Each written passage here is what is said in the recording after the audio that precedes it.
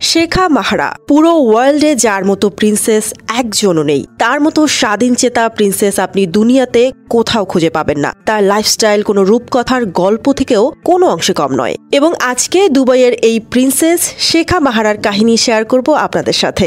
Sheikh Mohammed bin Rashid Al Maktoum, the ruler of Dubai, তার সম্পর্কে কিছুটা হলেও হয়তো অনেকেরই জানা রয়েছে। রশিদ আল মাকতুম এখন পর্যন্ত 6টি বিয়ে করেছেন।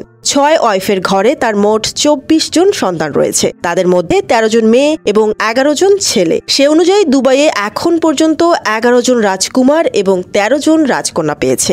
দুবাইয়ের 13 জন প্রিন্সেস সবাই দেখতে অসম্ভব সুন্দরী। দুবাইয়ের প্রিন্সেসদের খুব একটা জনসম্মুখে দেখা যায় না। আর Sheikh Mohammed bin Rashid Al Maktum তাদের একটু জনসম্মুখ থেকে দূরেই রাখেন। তবে এই 13 জন প্রিন্সেসদের মধ্যে একেবারেই ব্যতিক্রম হল শেখ মোহাম্মদ বিন রশিদ আল মাকতুমের তৃতীয় কন্যা শেখা মাহরা। শেখা মাহরার অবশ্য আগে নাম ছিল ক্রিস্টিনা, পরবর্তীতে সেটা চেঞ্জ করে রাখা হয় শেখা মাহরা। 26শে ফেব্রুয়ারি 1994 সালে জন্ম নেওয়া শেখা মাহরার মা জয়ী গ্রিগারোকাস ছিলেন একজন Greek citizen.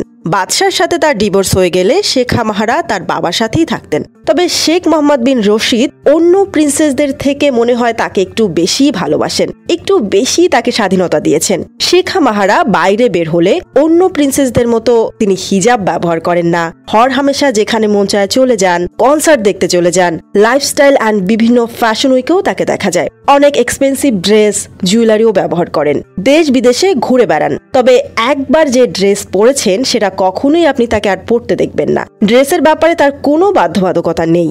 Sheikh Mohammed bin Rashid 18 বছর হওয়ার সাথে সাথে সবাইকে জোর করে বিয়ে দিলেও শেখ মাহরা 28 বছরের হলেও তাকে এখনো তিনি বিয়ে দেননি। তার স্বাধীনতায় কখনো হস্তক্ষেপ করেননি।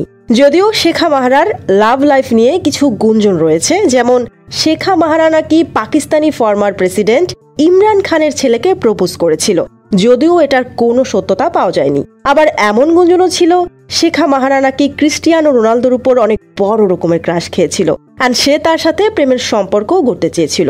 যাই হোক, ইংল্যান্ডে পড়াশোনার কারণে তার লাইফস্টাইলে রয়েছে অন্যরকম ভিন্নতা। শেখা মাহরা প্রচুর লাক্সারিয়াস লাইফ লিড করেন। জানলে অবাক হবেন যে তার শখ হচ্ছে হর্স রাইডিং। তার মোট 11টি ঘোড়া রয়েছে।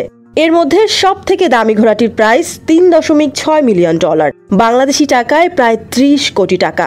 এই ঘোড়াগুলোকে দেখভাল করার জন্য প্রতি বছর খরচ করেন $4 মিলিয়ন। তাছাড়া তার রয়েছে 2টি রয়্যাল বেঙ্গল টাইগারও, যার পেছনে খরচ করেন অন্তত 1 কোটি টাকা। শেখা মাহরা তার 24তম জন্মদিনের সময় বাবার কাছ থেকে 34 কোটি টাকার একটি গাড়ি গিফট পেয়েছিলেন। তবে সেই গিফটের গাড়ি ছাড়াও তার কার কালেকশনে রয়েছে ল্যাম্বরগিনি, ফেরারি, BMW, আরও কত ব্র্যান্ডের কার। মাসে যে কয়টা কার চেঞ্জ করেন সেটার কোনো হিসেব নেই। শোনা যায় শেখা মাহরার একটি প্রাইভেট বিমানও রয়েছে। তার বিলাসী জীবনের শেষটা কিন্তু এখানেই নয়। রিসেন্টলি দুবাইয়ের সবচেয়ে বিলাসবহুল বিল্ডিং প্রিন্সেস টাওয়ারের নিচতলায় তার জন্য স্পেশাল কমপ্লেক্স করা হয়েছে, যার মূল্য অন্তত $130 মিলিয়ন, যা বাংলাদেশি টাকার অঙ্কে দাঁড়ায় 990 কোটি টাকা। তার বর্তমান সম্পদের পরিমাণ এখন পর্যন্ত $1.2 বিলিয়ন, বাংলাদেশি টাকায় প্রায় 8,500 কোটি টাকা। এগুলো সবই তিনি তার বাবার উত্তরাধিকার সূত্রে পেয়েছেন। তাহলে শেখা মাহরার জীবন কাহিনী শুনে আপনার কেমন লাগলো জানাবেন কিন্তু।